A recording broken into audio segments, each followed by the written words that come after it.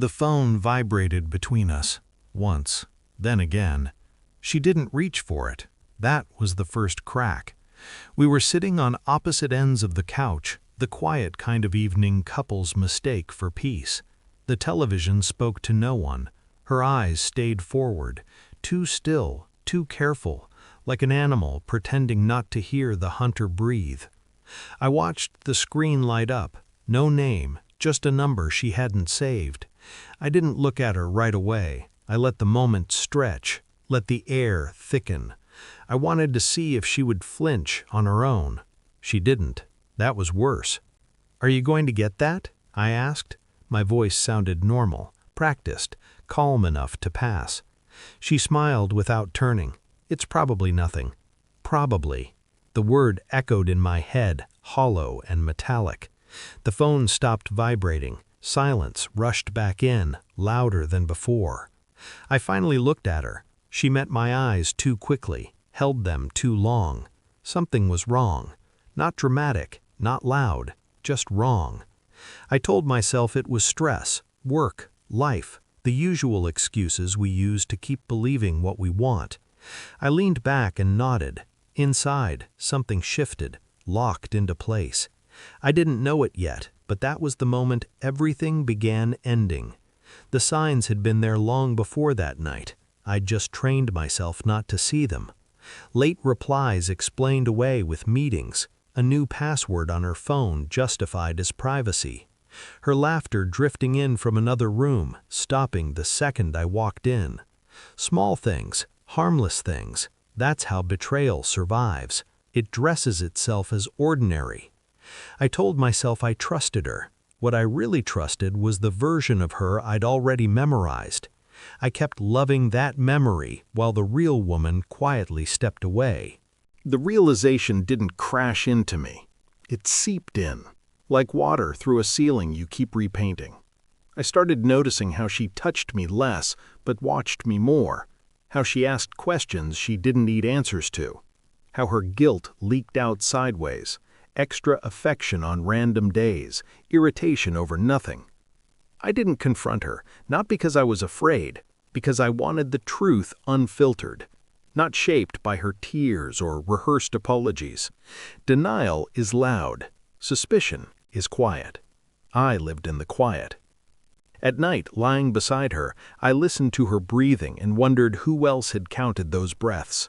Who else knew the way she exhaled when she thought she was safe? Every instinct screamed. I told them all to wait. I became observant, surgical. I learned her patterns the way analysts learn enemy routines. Times, places, habits. I noticed how often her phone faced down, how she stepped outside to take calls she never used to take. I requested phone records under the pretense of fixing a billing issue.